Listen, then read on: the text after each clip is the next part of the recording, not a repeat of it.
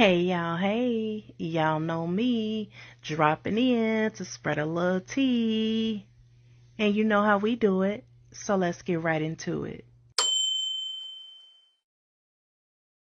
This is the story of a young mother who did everything she could to build a safe and stable life for her son. A mother who worked two jobs, lived without a car, and relied on people around her to help her survive. Among those people was a neighbor she thought she can trust, a woman who offered help, smiled in her face, shared meals with, and played with her child. But on one night in 2022, that trust would be shattered. A single photo sent by text will reveal the truth about what had been happening behind closed doors. And by the time the truth was fully uncovered, it would be too late to save the boy at the center of it all. This is the case of Kyrie, a toddler whose life was taken while in the care of someone his mother believed was a friend. In 2020, 18-year-old Taylor was living what many would consider an impossible reality. She had become pregnant at 16 while living with her adoptive mother. And on the very day she turned 18, the day she legally became an adult, she was told she was no longer welcome in her home. The reason for this? Her adoptive mother was no longer receiving government checks for her. So Taylor, now legally on her own, was suddenly homeless. With a toddler in her arms and the father of her child in jail, she was forced to start from nothing. She worked quickly to survive. She found a small apartment. She secured a job as a patient transporter at a hospital, a physically demanding role involving lifting and moving patients between departments. But even with that job, she couldn't afford to care for herself and her 1 year old son, Kyrie, who was nearing his second birthday. So she got a second job, working nights as a waitress. Her days were spent caring for her son. Her nights were spent working. Her life became a cycle of exhaustion and survival. She didn't have a car. She relied on rides, buses, and her own 2 feet. And when it came to childcare, she leaned on a few people in her life who were willing to help, her aunts and occasionally trusted friends. But that help wasn't consistent.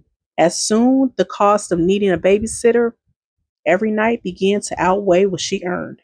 She needed a solution, or she risked losing the income that was keeping her and her son housed and fed. That solution would arrive in the form of a neighbor upstairs, a woman named Kamora. The first time 18-year-old Taylor met Kamora, the encounter had nothing to do with babysitting. It happened on a day when Kamora and her boyfriend were arguing in an apartment above.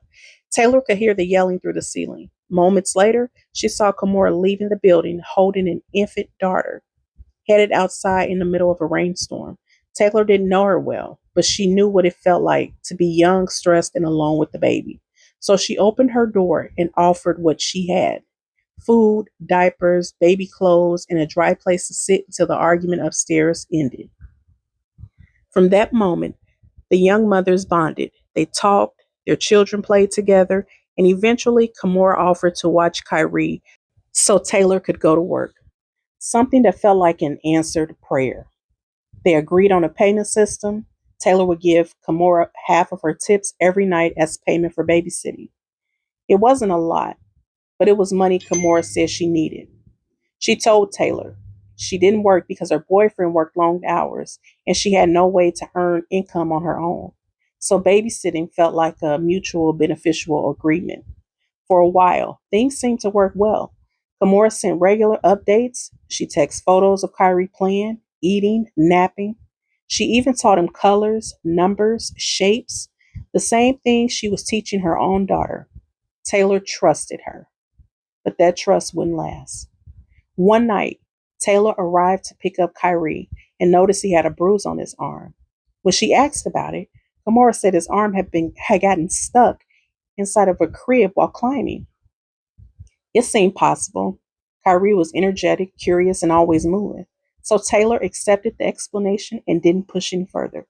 But weeks later, when she returned to pick him up again, she discovered a new injury. His lip was badly swollen and bruised.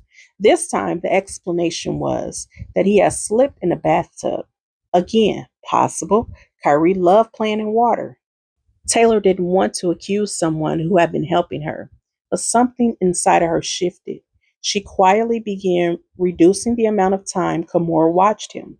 She leaned more heavily on her aunts and friends. Kamora became a last resort, not the first option. Then, one night, Taylor found herself out of options. Her aunts were unavailable, her friends were working, and she had no one else to call. So she messaged Kamora, asking if she could babysit one more time. Kamora agreed. Taylor went to work. A few hours later, her phone lit up with a long message from a woman she had once trusted. Kamora's message was different than it had ever been before. She complained that Kyrie was sneaky. She blamed him for misbehaving. She claimed that while she slept, he went into the bathroom and began chewing on a bar of soap. She wrote, Taylor, I'm sorry, but this might be my last time watching Kyrie. I put him down for a nap because they both was crying, and I also went to sleep. But I wake up just now, and he's in the bathroom eating a bar of soap. He won't spit it out, and he's just chewing on it, not listening. I don't know what's going on, but I can't keep up with his behavior because normally children listen to me. I don't want to be responsible when he do shit while I'm asleep. She was describing a 1-year-old child, accusing him of intentionally misbehaving as though he were capable of planning in defiance. Taylor didn't believe the soap story, but she chose to respond calmly. She told Kamora she would no longer need her to babysit and she would leave work early to pick him up. She had no way of knowing that that message she received was not about soap at all. It was a cover up, crafted after the damage had already been done. 3 hours after the soap message, another text arrived. This one contained a picture. In it, Kyrie lay on the bed, his face severely bruised, swollen, and disfigured.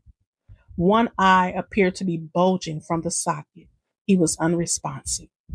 Her only message sent with the photos was, he must be having an allergic reaction to the soap he ate. Taylor's heart dropped. She was miles away. She had no car. Her son was in danger.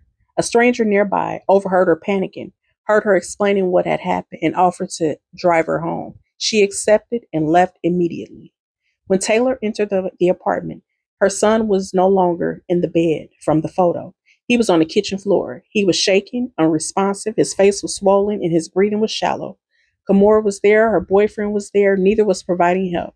As Taylor tried to speak to her son and got no reaction, she collapsed on the floor in shock, crying, unable to process what she was seeing. Kamora approached her and told her she needed to be strong and that the ambulance was on the way. It wasn't. They had not called 911. By the time the paramedics arrived, it had been hours since the injury had taken place. At the hospital, doctors immediately determined that Kyrie was not suffering from a reaction to soap. He was suffering from a severe blunt force trauma to the head. There was massive swelling on the brain, internal bleeding, signs of violent shaking or impact against a hard surface. Taylor was taken to a chapel area and told to call a family member. She contacted her aunt, who arrived and sat with her. Within hours, doctors informed her that this was not survivable. Even if they operated, Kyrie would never recover. They prepared for her final decision, removing him from life support. Taylor could not bear to watch. She signed the document, and minutes later, Kyrie took his final breath. He was not yet 2 years old. Police went to Kamora's apartment that same night. She saw them approaching and barricaded herself inside for 2 hours, refusing to come out. Eventually, she was removed and arrested and questioned. At first, she denied everything. Then, she briefly admitted that she got overwhelmed and hit him, but she retracted the statement almost immediately.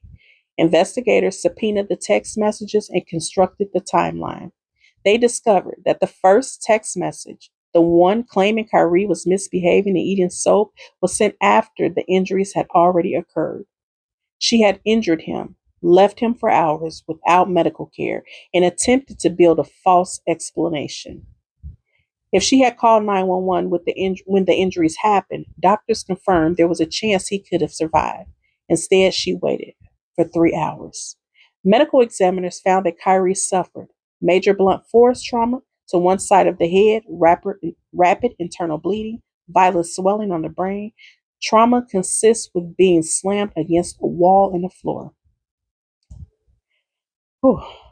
There were no signs of allergic reaction, no signs of accidental injuries. The cause of death, homicidal violence. The case moved slowly through the court system. The crime occurred in 2022 after nearly 3 years of legal delays, evidence hearing, and psychological evaluations. The case finally went to trial. In July 2025, Kimora was found guilty of first-degree child abuse and felony murder. She is currently awaiting sentencing. This case was about trust, about survival, about a mother who did everything right and still lost everything. How a helping hand can quickly become a threat, and how a child who never had a chance to speak for himself became the victim of someone entrusted to protect him.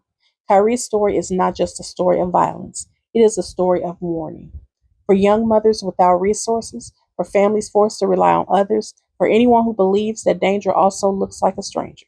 Sometimes it looks like a friend, a neighbor, a person who was once grateful for their kindness.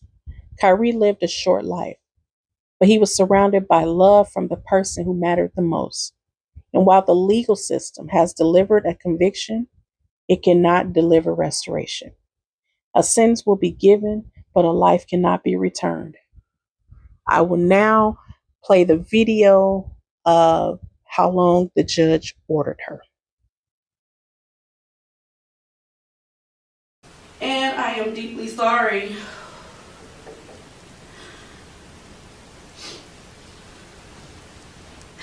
I didn't mean to prolong this case for 3 years, but I also wanted to fight for my life to prove that I am not what these charges say I am.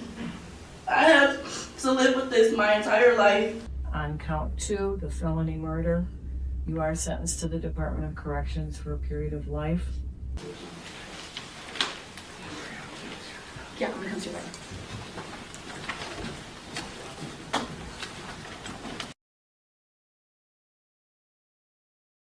Yo, I just got home from getting my hair done at the shop by Micah, but I just wanted to come on here and talk about how justice was finally served yesterday for my baby. I know y'all been waiting on me to come on TikTok and say something since I was already on Instagram saying the little things or whatever, but I really had to just take it in, y'all, because it's been 3 years of this. It really felt like a day like yesterday was never going to come because it's been so long. And if you've been watching my court updates on everything that's been happening, you know we offered plea deals multiple times to her and she denied it. During the whole trial process, she showed no accountability, no remorse, actually, in my eyes, really at everybody else's eyes, because y'all can see the video of her reading her last letter to the judge, and y'all can see yourselves there was no accountability took it at all. I really don't even want to spend this whole video reflecting on her and talking about her. I'm going to spend this video talking about me and my son. But just imagine doing something so horrendous and horrible like she did, and then having 3 years to think about it and grow from it, and you didn't. That's neither here or there, though. I know my son is genuinely proud of me. Like, I know he's slowing down on me, because if y'all want me to be 1,000% transparent with y'all, it took a lot for me to really go through this whole court process and things like that off the strength of, because I knew that she would get convicted and she would go to jail, and I wanted her to go to jail. I wanted her to have some time, but I feel like even doing the whole process and all that, it would have never brought my son back. So it was hard for me to do that. But I did it. I stuck through it thanks to the support of my friends, thanks to the support of my platform. Like, y'all told me yourselves during the whole trial process, like, Tabor, get up, go to court. It's a point you there. And I'm thankful for those words of encouragement that y'all gave me, because we stuck through and look at the outcome. I can't even get on here and be sad, mad, nothing. Like, y'all, I'm genuinely happy. I'm genuinely excited because, like I said on Instagram, this is a chapter I finally get to close in my life. Not on my son, but on the tragic part of losing my son. It's closed. Now I only have to think about the good things and good memories I have my son. I don't have to dwell and worry about her getting convicted, her going to jail, her getting. I don't have to worry about anything no more because it's all set and done. I'm really just so happy because, like I said, this is well deserved. This is well needed. Like, Words really can't describe it. Words really can describe being in my shoes right now. I'm just thankful. I'm overly thankful. Thankful for the prosecutors on my case. I'm thankful for the victim's advocate who sat with me and made sure I was straight every court day, even helped with Braylon. This was a big win for me, y'all. This was a big win in my life that I know for a fact I needed. So I'm going to celebrate the best way I can. See, I just got my hair done. And really, thank y'all. Thank y'all for all the people that's rooting for me and my son, that's been going to war for me and my son in the comments, everything. Like, I'm thankful for y'all, too. I've told this story so many times and it did go very viral, but I've been getting a lot of comments since I came out about my family. About a lot of people really still don't know exactly what happened to my son, how it happened, and things like that. And a lot of people been asking me ever since I came out with that story time. So I feel like it's only right for me to tell this story one more time for this platform, because I never told it on this platform. And that way I could pin this video and people will just know instead of having to keep asking me. So this will be a story time on how I lost my son at 18 years old. I'm gonna try to keep this in one part too. So I went down the line already how I was homeless and I was struggling with my son. Then I gained my new family. I went down that line already. If y'all didn't, that story time is already up. So go watch that video before you watch this one. So now this is around the time my auntie and Diamond Mama had helped me get a job at a hospital. I was patient sitting and I was patient transporting in the hospital. So they helped me get this job and I was able to take care of myself more and my son. So I was saving my money, putting all my money up. And then a side note, my auntie Tracia, I know I say her name a lot, but my auntie Tracia put me on her credit at 18 years old just so I could have a credit and things like that. So she put me on her credit, which means I had like 18 years worth of credit. My credit score was like a 760 when she did that for me, because she knew I wanted to move eventually. She knew I wanted to give me and my son our own place, so she did that out of the kindness of her heart. I love that lady to death, still to this day for that. So I was able to get my first apartment.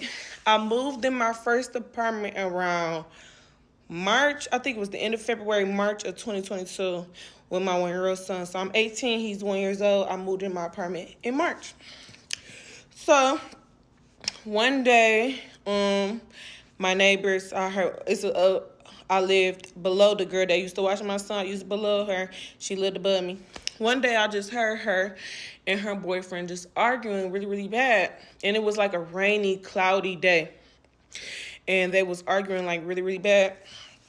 So I heard her in the hallway. I opened the door. I seen her with her baby. She had a baby the same age as my son, but she had a daughter. I seen her with her baby with just like a t-shirt on and a diaper and no socks or anything. And I seen she was finna go outside in the rain with her baby because her and her boyfriend was just arguing. So I had opened the door to my son. Of course, I didn't know this girl, but I see you with your baby. And she looked young like me. She is older than me, but she looked young. So I'm like, I can help her out. So I'm like, if you want, you could come into my apartment so you could calm down so you don't have to go outside with your baby in the rain. Like, I got diapers. I got a onesie you could put on her. Like, you don't have to take her out like that. You could just come in here. And she was very, very thankful for that. She was like, yeah, we just getting into it or whatever the case may be. And that was the first time I genuinely met her. So like a day or two go by, I see a note on my door. It was a note from her just thanking me for helping her, telling her that she could come into my apartment. And mind you, I just moved in there, but I'm just like that. Like, I'm going to help anybody I see that need help. So after that, me and her became like really close because like I said, I was 18. I think she was 22 at the time. I'm not sure. Please don't quote me on her age because I really don't remember. But I think she was like 22 at the time. And we got really close after that because you see, I was a young mom with my kids. She was a young mom with her kid, but she lived with her boyfriend.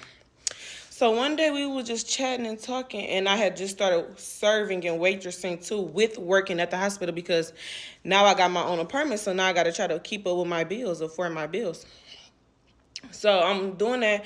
One day me and her just having like a little talk, and she was telling me like she really hate how she have to always depend on her boyfriend as a stay-at-home mom, and she won't have her own money, and it's hard for her to get a job because he works most of the day and she don't have nobody to keep her baby, so she got to stay at home. Me coming from the situation I'm coming from, I understood that completely because I was just struggling like with really having people to keep my son. I just lost my whole family. So this is what I told her, because I was working a 9 to 5 during the day. Then I would get off work at 5 o'clock. Then I would go to waitress at 6 o'clock to like 3 in the morning. So literally I was working all day. My son would be with my family or Diamond most of the day because I used to work, and because I had to pay my bills, I had to make sure me and my son had a roof over our head. So I told her, since she lived directly above me and she got her own kid, and she was like, y'all be questioning like the type of character she was. Like, she was really, really good with her daughter. And like I said, I was younger than her, a few years younger. So I seen how she used to be able to do things for her daughter that I couldn't do for my son because I was too busy trying to work and keep a roof over our head. And her daughter was like really, really smart. So I'm like, this is a good opportunity. I'm like, since I serve at night, when I get home from the hospital job, I could get him ready and I could bring him up to you, and then me and you, we could just split my tips, so that way you could save your own money. You would be able to have your own money. And that was a good idea. She was like, yeah, that'll work because I'm at home all day long. And that was easier for me because then my family wouldn't have to come pick Kyrie up, and I wouldn't have to find a way to drop him off every single day I had to work because I still didn't have a car, even though I had an apartment. So this is like April, like the end of April. Yeah, this like the middle of April, end of April that we came up with this agreement. So she was watching my son, and y'all be asking me like, did you notice things? Did you notice things? I didn't really notice things because she was really, really good with my son. Like I told you, my son had bad separation anxiety, and he would cry and whine and stuff a little bit at first when he go her, but then he really wouldn't. And then she would update me all day long with my son. She would send me pictures of him all day long. She would call me all day long. She would literally post my son. Like, I have messages between me and her of us just talking like, dang, we really like each other family now. And like I said, I was working so much, so certain things that she was helping with my son I couldn't do. Like, she really taught my son how to count really good. She taught my son his ABCs. Like, she was really involved with my son, really teaching him things. So it's not like she was just like this certain person this whole time, which she probably was. I just didn't see it. She had a good way of covering it up. So this when I first started noticing, like, we getting towards, like, I lost my son in June. So we getting towards the end, like May, middle of May, towards the end of May. This is when I started really noticing signs of things. So one day, and then mind you, she used to go to school with Diamond as well. So it's like the middle of May, towards the end of May. She tell me like, oh no, I go pick him up and he had like a bruise on his arm. And I'm like, where he get this bruise from? Mind you, normally, like I said, she always check in, she always call me.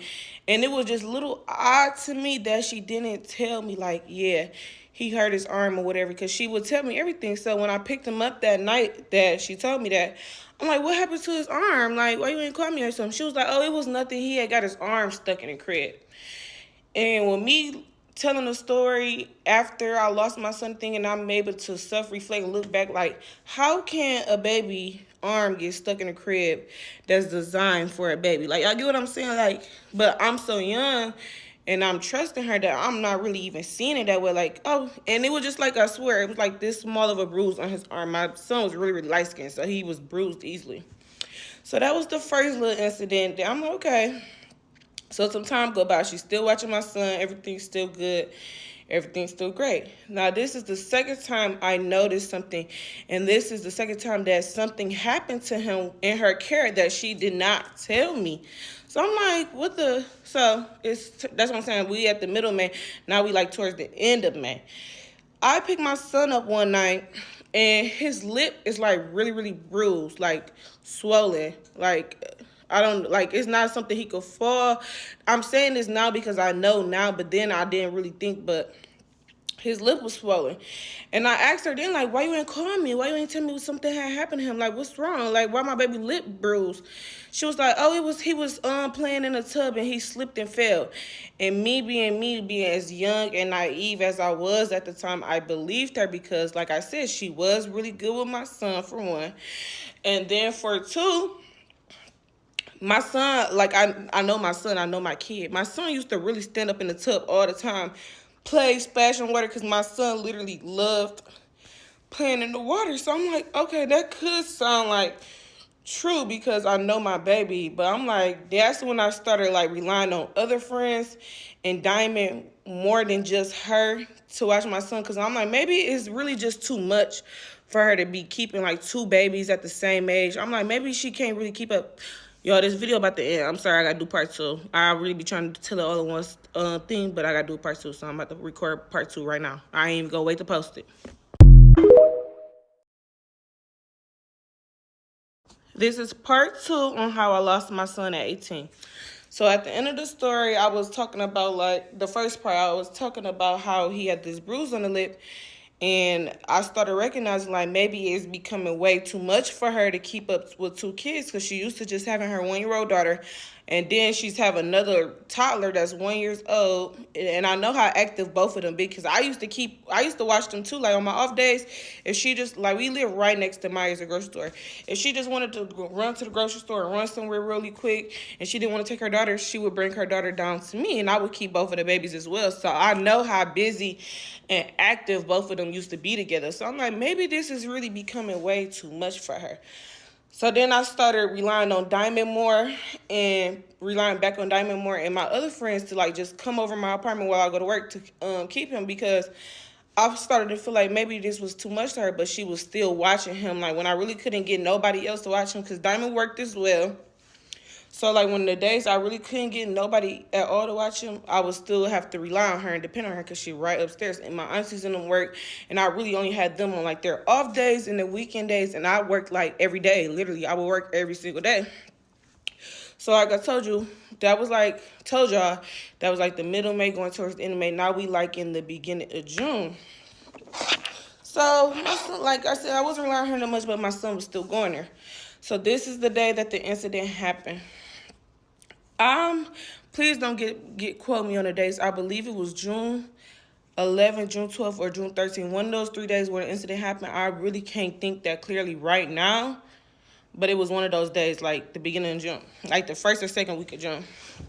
I'm at work. I'm at my serving waitressing job. I'm working and everything, and so I get a text from her, like, earlier in the day, like the beginning of my shift, like, yeah, I don't think I'm going to be able to watch him anymore, because now I'm going to really be trying to get like a real job, and he's becoming too much. Like, he's so sneaky. He keep getting into stuff, and you need to really try to find somebody else that'll be able to keep him as much as I'm keeping him. And when she told me that, like, that's what I told y'all in my fan video. When somebody tell me to get my kid, or they can't keep my kid, that's my kid. So, of course, you tell me you can't keep my baby no more, cool. I will make sure that somebody else can keep my baby. I'm not even tripping. So I text her back then, and I tell her, I'm like, okay, well, I will find somebody else to watch, and I have to work the next day as well. So I'm like, okay, tomorrow you won't even have to worry about him. I'll make sure I got somebody else to watch him. So then she sent me another text around like 10 o'clock. I think it was like 10:30 or whatever. It was like, yeah, this is what I mean. He got into some soap, and he ate some soap while he in the tub. I had to dig it out his mouth. Like, he's really becoming really bad, and I can't watch him no more. This and that. I'm like, okay, well, I get off. Like I told you, I used to get off like 3 in the morning. But that day, I was just going to leave a little early anyways, because I'm like, it was slow at work. I'm like, and she keep telling me that my baby is acting away. So I'm going to just leave work soon and go get my baby. So I usually used to leave around 3. But this night, I planned on leaving like at 2 at the latest, because I'm like, I'm about to just go get my baby. Like, I'm not even going to trip on that. So right before I got off, like I told you, I was planning to leave early anyway. So she sent me another text at 1:21 in the morning. She sent me a text of my baby face bruised, like his whole side of his face was bruised up. Like, it'd be kind of touchy for me to tell the story, especially since I'm pregnant, my hormones is high. So she sent me a picture of my baby face, like, really bruised up and beat up, and I'm just looking like, what the heck? She was like, I think he's having an allergic reaction from the soap I had to dig out his mouth earlier. So when she told me that, I lost it. Like, I'm telling y'all, like, I showed the bartender at the bar. I'm like, bro, look at this. Look at my baby face. And I'm like, she telling me it's an allergic reaction. I got to find a way home. And like I told you, I did not have no car. So I'm just sitting there at the bar. I'm panicking. I'm like, well, I gotta go home now. I gotta go home now. And I worked in East Point. I lived in Roseville. If y'all from Michigan, y'all know that area. If y'all don't, it's really like a 10-minute difference from. So I'm like, bro, I only live 10 minutes away. I need to find a way home now. Luckily, it was a genuine, nice man sitting at the bar, and he seen the picture of my baby faces because I started panicking, and he was like, "I'll take you there. I'll take you home. I'll take you home right now. I'll take you home to your baby." So he hurried up. We got in his car, and he took me home to my baby. Soon as I got there, I ran straight into the apartment, straight upstairs. And when I walked in the apartment, I see my baby laying on her kitchen floor. Mind you, when she sent me the picture of my baby, he was in the bed. She sent me a picture of when I walked in, I see my baby just laying on the kitchen floor, just twitching like he was having like seizures, whatever. And one of his eyes was like popped out, like it was, and I'm screaming his name like, Kyrie, Kyrie, Kyrie, mommy here, Kyrie, Kyrie, Kyrie. And he's not responding to me at all. And I just snapped into like a traumatic type like mode. So after that, I ran into the corner because I could no longer see my baby like that. They tell me the ambulance and stuff on the way. I couldn't see my baby like that no more. So I just ran in the corner. I just started bawling, crying like this. Like, oh my God, I don't know what I'm going to do. Like, I'm losing, like, my baby is, and I never see no kid with allergic reaction. I don't have any allergies myself. And this is, like, I never seen no kid go through this. So I'm just like, bro, I don't know if my baby gonna make it out of this because I know, like, kids and people die from allergic reactions. Like, I know that. So I'm just in the corner just crying like, oh, my God, I can't believe this is happening. I'm about to lose my baby. I'm about to lose my baby. She comes over. She was right there with me with him because I was trying to get him to respond, but he didn't respond. So when I ran away in the corner and just balled up, she came over there and she was just holding me and hugging me like, Taylor, you got to be strong for him. The ambulance on the way is going to be okay. Everything going to be okay. You got to be strong for your baby. He needs you. He needs you. You can't act like this right now. So like 5 minutes later, felt like a century, the ambulance put up and her boyfriend had hurried up and picked my son up and ran him downstairs. At first I was like, no, because I didn't know if he could move that quickly and stuff, and I wanted the ambulance just to do it, but the boyfriend just like, no, let me hurry up and take him to the car, to the ambulance. Let me hurry up and take him to the ambulance. So he ran downstairs, he took my baby to the ambulance. So it's just me and my son in the ambulance. And she was like, just call me with an update. Let me know what's going on. I can't believe this is happening to him. Da, da, da, da. So we in the ambulance, and it's just me and my son. My son's still not responding. And the EMTs in the ambulance, like, I'm asking them, like, what type of allergic reaction is this? What type of allergic reaction? And I don't know if it was not, and they, like, if they could tell me what's really was going on at the moment, if they was able to or allowed to, but they wouldn't tell me anything. Like, I'm telling you, I'm asking them questions after questions after questions. They won't tell me anything. So I'm like, oh my God, like, I don't know. So we hurry up. We got to the hospital. They rushed him into like this emergency like trauma room, and all I know is it was like 15, 20 doctors in the room working on my baby. 30 doctors here, 30 doctors here, and I'm just standing there. And like I said, I'm 18 at the time, still a kid myself for real. And I'm just asking everybody to right there, like, what's going on? What's wrong? Can y'all tell me what's wrong? Can y'all tell me something? Nobody's telling me nothing. Everybody just talking over each other. Everybody just trying to rush and help my baby, which I am grateful for that they was trying to just hurry up and do that job. But I'm just sitting there like, bro, why nobody's telling me anything? Like, I need to know what type of allergic reaction this is so I can know what's really going on with my baby. Nobody tell me nothing. So all I know is a older lady come get me, and we go into like this little chapel, little room or whatever. Mind you, my phone is completely dead too, but I know Diamond number by heart, of course. So I'm just sitting in this little chapel room, and the lady just like, sit here, try to call your family really quick. Try to call your family quick. And I'm like, okay, I'm gonna try. They gave me the hospital phone. I'm like, I'm gonna try to call them, but in that moment, I really couldn't think of Diamond number because, like I said, I know her number by heart, but everything was just going on so quickly. So they gave me a charger for my phone, so we were just waiting there till my phone got cut on. And I'm just sitting there like, why y'all won't tell me what's wrong? Like, can y'all tell me, like, what type of reaction this is? Because I need to know what's going on with my son. Like, I want to know. Like, I'm freaking out. I'm like, don't y'all see me? I'm still in tears. I'm still going crazy. And I'm telling them, like, can y'all tell me? Like, why nobody is telling me what's going on with my baby? Like, nobody's telling me nothing. And they was like, we just want you to call your family first. We just want you to call your family first so you won't be alone, this, and that.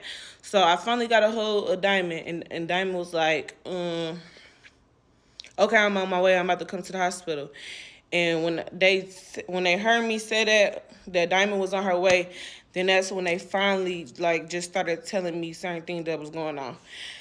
I'm sorry, y'all. I gotta make this 3 parts because the video is over, and I'm trying to talk as fast as I can, as y'all can tell, but I gotta make it 3 parts.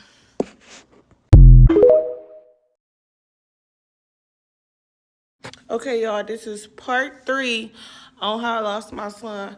I really could have finished the story yesterday, but I felt myself like getting too emotional.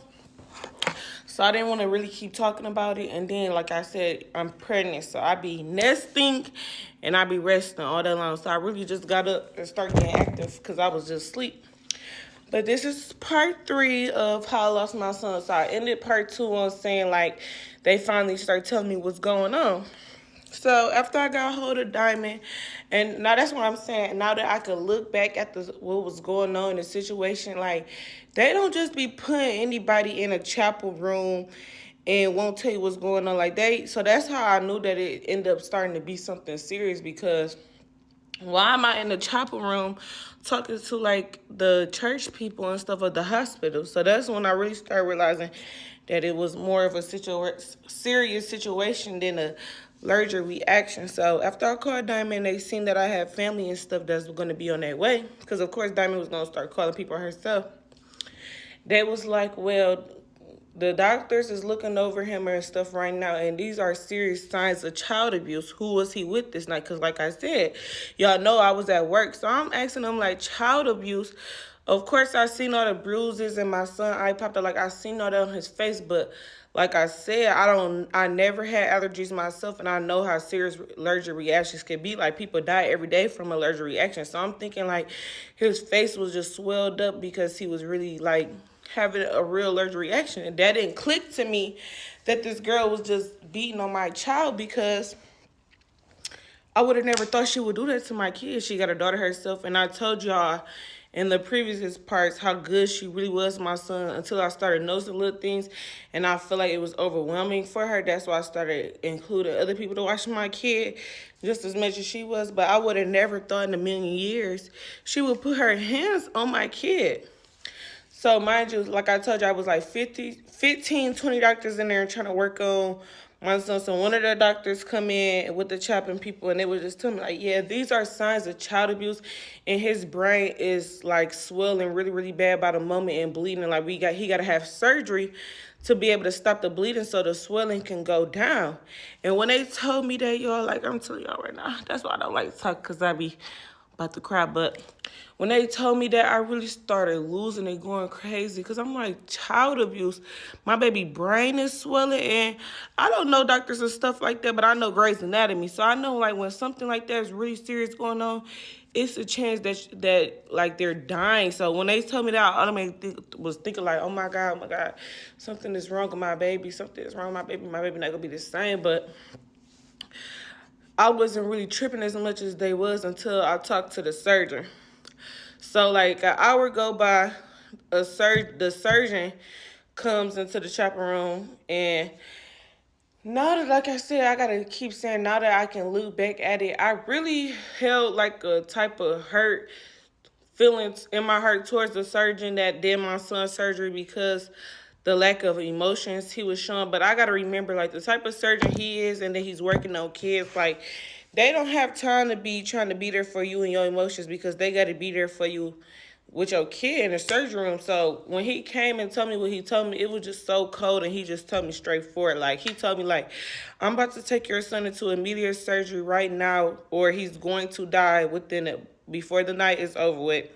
And if I do be able to save him, there's a 100% chance possibility he's going to be paralyzed for the rest of his life. He won't be the same ever again.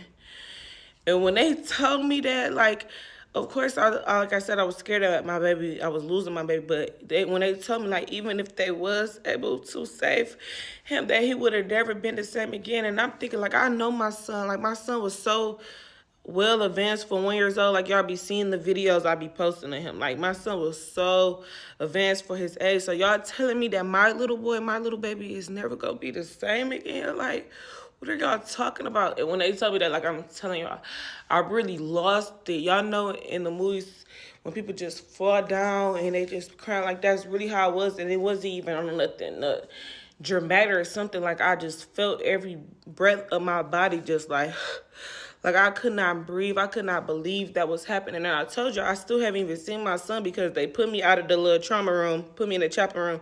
And by this time, this like 3 hours then went by since I last seen my son. So I'm like, what? It's like y'all telling me like, and I'm like, can I even see him before he go to surgery? Because the surgery is supposed to be 5 hours long.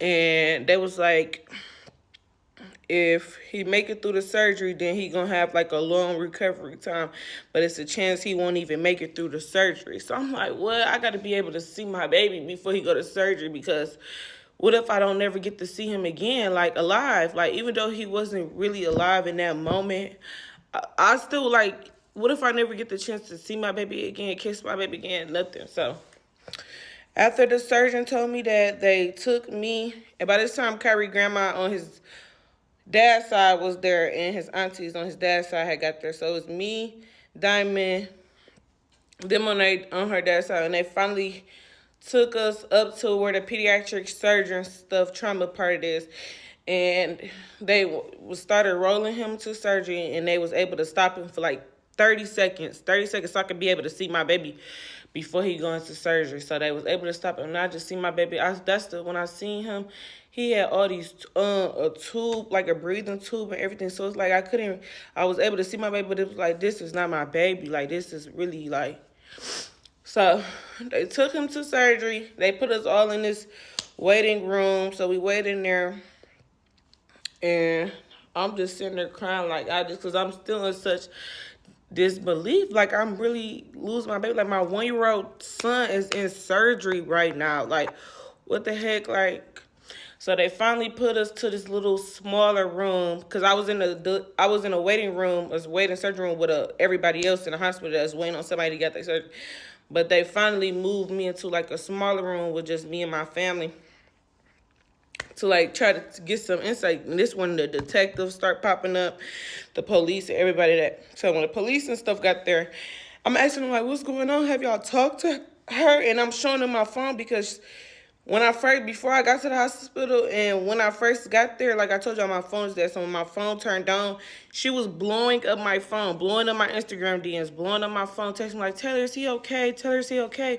Keep me updated. I can't believe I let this happen in my care. I just want to make sure he was okay. I didn't think he would get into no soap like that. She just still blowing up my phone like that, blowing up my phone like that. So I'm asking the officers and the detectives that when they put us in this little smaller room, like, what's going on? Have y'all talked to her? This and that. They was like, no, we have not talked to her yet, because after you left and we found out that when you got to the hospital and stuff and we seen that it was child abuse, they sent like the police cars and everybody over there to the apartment, and she had barricaded herself into the apartment for 2 whole hours. So they had to call, I don't know if they called the real SWAT team, but they called somebody like that type of team to break down the door, because she barricaded herself in the apartment. She wouldn't open the doors to let nobody in. At first, they was just trying to talk. Like, they was going to take her to jail, of course, but they was just like, now you really showing us that you really did something, because why is you barricading yourself into the apartment? So that's when the police told me that, and I showed them, like I said, I showed them the message. They was like, don't respond to her. Don't do nothing, because we trying to get her out of this apartment right now, because that was during the time she was still barricaded, whatever the case may have been. So after that, it's like, I told you I got to my son like 1 in the morning. Now it's like 6, 7 in the morning. I'm laying down. Everybody telling me like, get some rest, get some sleep, get some rest, get some sleep. But how can I get some rest and some sleep when my baby is in surgery? So I couldn't sleep. So finally, I got the first update from somebody that was in the surgery with him, and they was telling me like, he's still here, he's still doing fine. They was like, your baby is really a fighter. They still working on him. They still trying to get the bleeding to stop right now. So we got to see. We about to still just try to work and try to see if we could get some of the swelling out. So when they told me that, I'm like, okay, that's a little good news. Like, his brain is not swelling at the moment, and they trying to stop the bleeding. So I'm like, at least my baby's still fighting. Like, for a 1-year-old to be in surgery That's what I said. The surgery's supposed to be like 5 hours. He probably been in surgery about 2 hours now. For my baby to be in surgery for 2 hours and he still was just fighting, like, that lets me know. That's what gave me the faith that I have. Like, okay, my baby fighting. I can't give up on him yet because my baby is still literally fighting. I don't know why it's taking me so long to tell the story, but I'm about to do a part 4. But I'm about to post this now because y'all been begging for part 3. I'm sorry I'm pregnant and I've been asleep all day.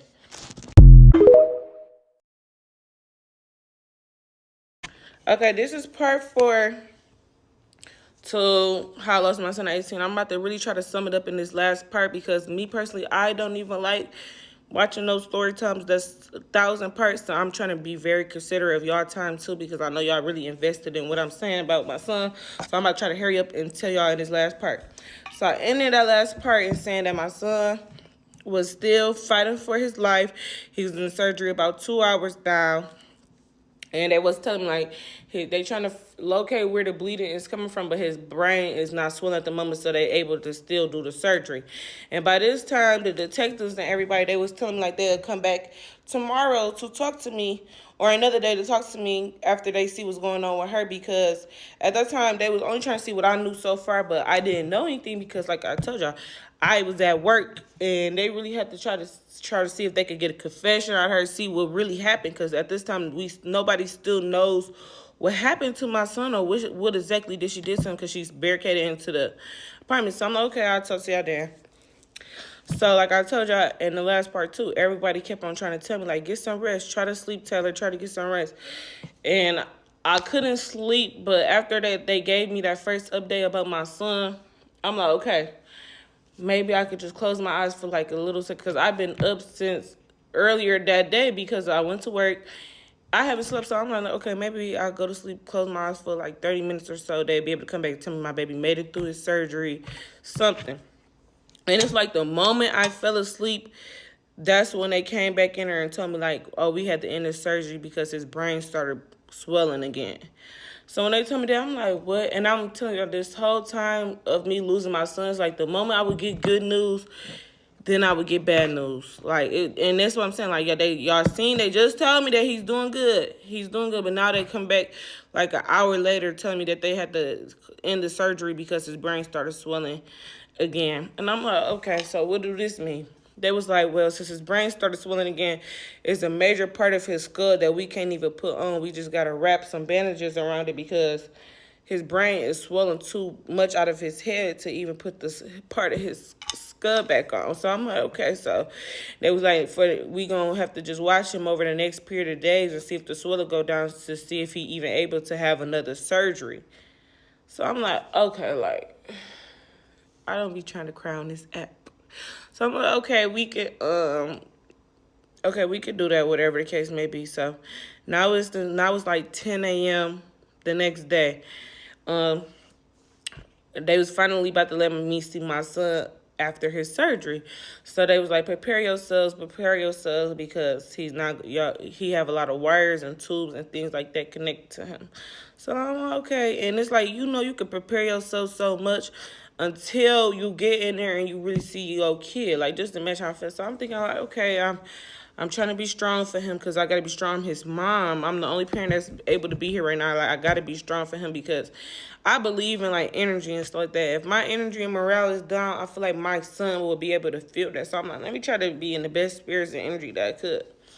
But when they took me in there to see my son, I see my son with so many wires and tubes connected to him, and all he had on was a diaper and some socks. I just lost it. Like, I just start breaking down, crying again, because it's like, bro, what the heck? Like, what is really going on? Like, my life changed within 24 hours. Just the morning before, I was kissing my son, telling him I love him, giving her to him, telling him I would see him later that night. Now, the next morning, my son is in the hospital fighting for his life when it's most likely a possibility he's not even about to come back. All right, so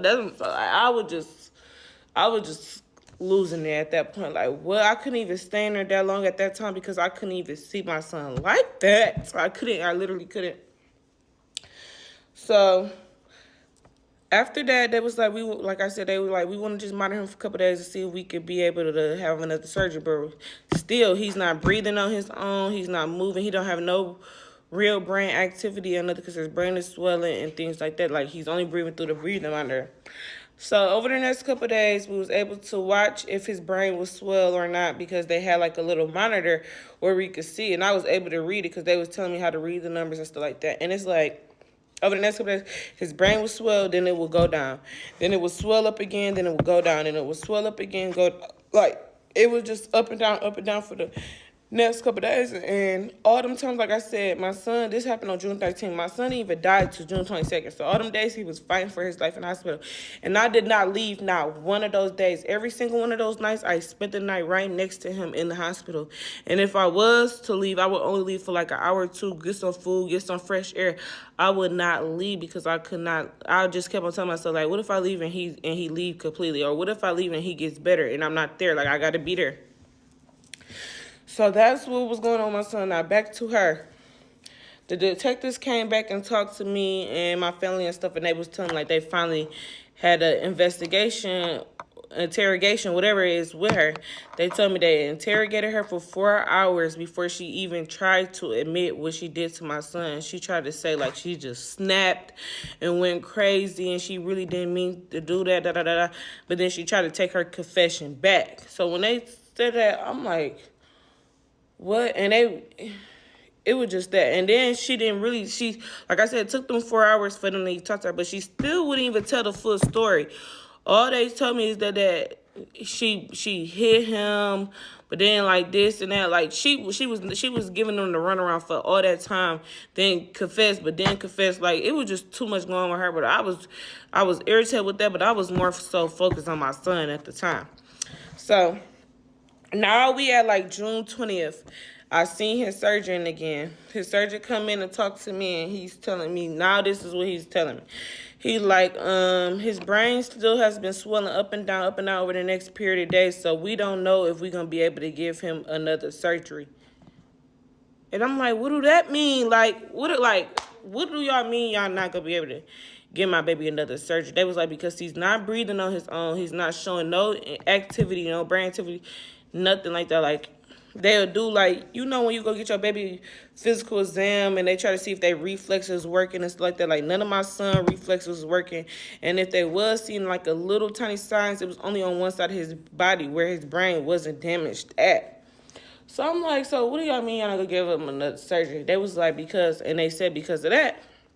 And they was like, we really want to take him off the breathing tube to see if he would be able to breathe on his own. And I'm like, how y'all gonna take my baby off his breathing tube if y'all telling me right now that you already know that the only reason why he's still breathing is because of that? So I'm like, what? So they gave me a day to decide if I wanted to let that happen to see if he'd be able to breathe on his own. They wasn't gonna just take him off the tubes right away when they told me that. So I had a whole day, and that whole day I had to prepare myself or see my son breathe. I'm just praying to God. Like, I didn't want to lose my faith in my baby because, like, this is my only blood in this world. This is my only family that I really know like that. I'm like, bro, and he came from me. This is my kid. It's been me and my kid all this time. And I told y'all before how bad me and my son was just struggling for me to even get to this point where we got our own place, own apartments. It's like, as soon as I get up and me and my son is good, we stable, then I lose my son. It was really for like, what was I doing all that for? Like, what was I working 2 jobs for? What was I getting an apartment for? It was like, what am I doing all of this for if I'm about to just lose my baby? So I was not accepting that. Like, when they was telling me they was gonna take him off that breathing tube to see if he'd be able to breathe on his own, or they was gonna pronounce him dead, I'm like, I'm not going for that. So, like, that whole day I'm just trying not to lose faith because I'm like, bro, I know I did not just go through all of this for nothing just to lose him. So I had the whole day to do that. And now we on the 22nd. So now they like, okay, we're going to see. I decided, like, yeah, we can see if he's going to breathe on his own. Because for one, I wanted my son to make it. I wanted my son to come back. But at the same, and he was fighting. Like, they was telling me, like, he's holding on to like more than most babies have in his age could. And I'm like, I know my baby is holding on just because of me, and he don't want to just leave me.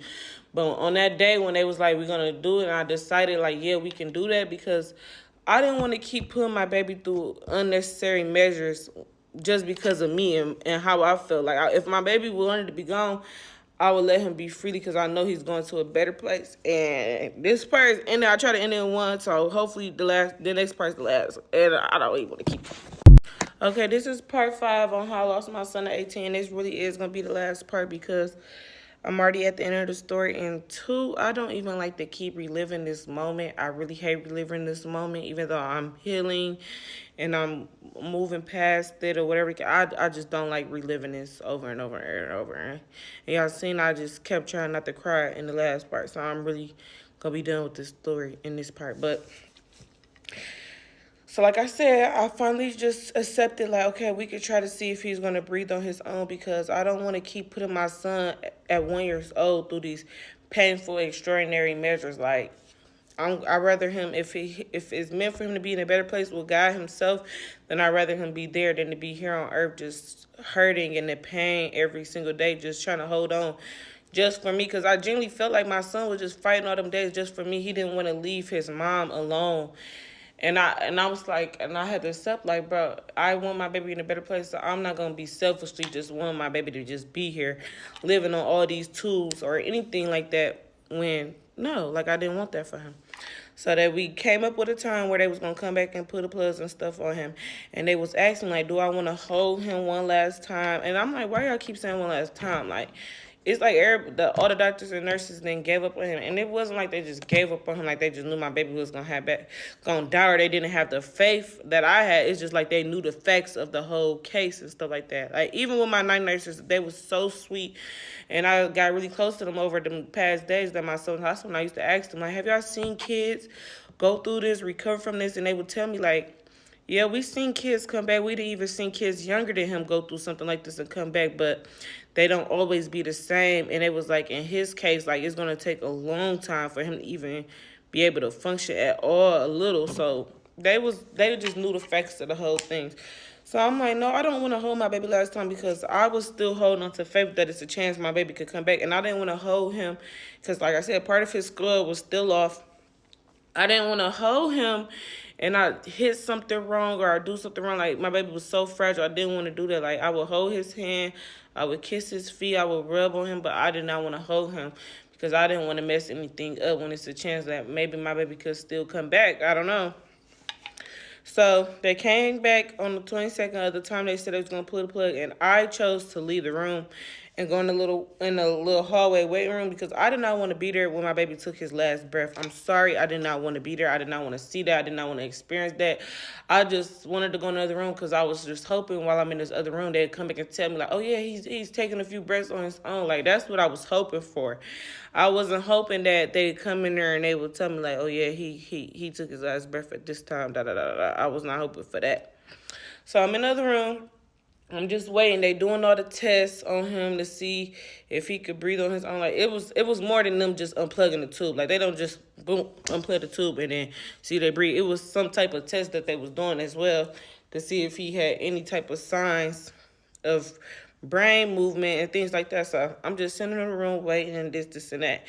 And then they finally told me that he took his last breath when they unplugged the tube and he passed. And I know I keep saying about different times how I just lost it, but then I really lost it. Y'all thought I was saying I lost it then. I lost it then because I wasn't sad anymore. I wasn't hurt anymore. I was angry. I was mad as hell. Like, I was mad as fuck that my baby just died. I wasn't even mad. I wasn't even sad or nothing like that. So I start punching it. Like, I'm in this little room. I start punching the walls, kicking the walls, doing everything. I'm like, bro, I swear to God, I'm going to, like, bro, I was going crazy. And you gotta think of my mindset then, because I'm not a suicidal type person.